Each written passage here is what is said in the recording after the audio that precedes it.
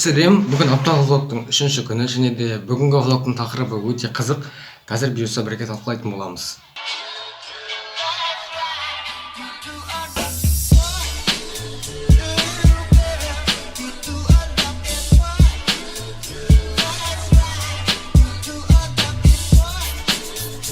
Алдыңғы бір аптада өзімнің әлеуметтік желілерге тәуелді екенін түсіндім. Яғни күніне Инстаграмға 3 немесе 5 сағатымды кетіретінін қарадым, білдім.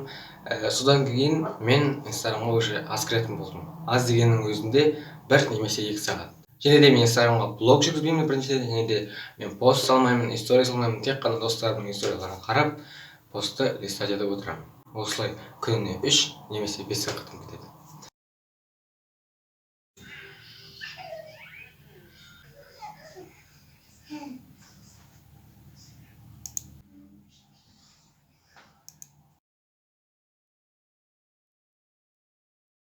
Қазір мен жаттығу жасаймын, және де мен аптасына тек қана 3 рет жасаймын. Яғни дүйсенбі, сәрсенбі, жұма, ал қалған 4 күні демаламын. Ал басқа әлеуметтік желілерге келетін болсақ, мен көп отырмаймын. Телеграмда 5 немесе 15 минут, WhatsAppта тек қана сабақ үшін. Ал YouTube'қа келетін болса, YouTube ол видео хостинг, яғни адамдар өзінің видеосын салады, бірақ соның өзінде мен тек қана күніне 1 сағат кіретін болып шештім. Сондықтан да бүгіннен бастап мен әлеуметтік желілерге 1 апта бойы кірмейтін боламын. Тек қана YouTube'қа 1 сағат уақытымды бөліп, көп уақытымды сабақ пен YouTube'қа бөлетін боламын. Осылай өзімнің тәуелділігімді жүйеге болатын сияқты. Егер де кіретін болсам, тағы да қасына, яғни 1 аптаға 1 күн қосам, 8 күн, егер 5 минут, тіпті 10 минут болса да кірсем. Айтпақшы, қазір мен алшыға кетіп бара жатырмын. Сағат 4-тен 10 кетті.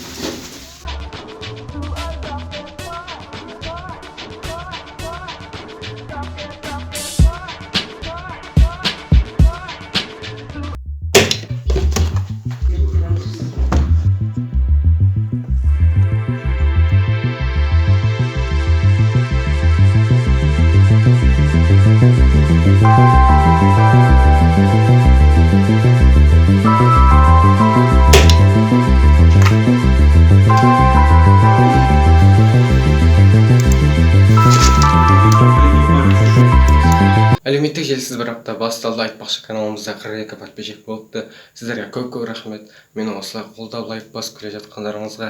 Негізі ең қиыны 0-ден 100-ге дейінгі подписчикті жинау. Бұйырса бұған да жететін боламыз. Ары қарай уже өзіміздің мақсаттарымызға жетеміз.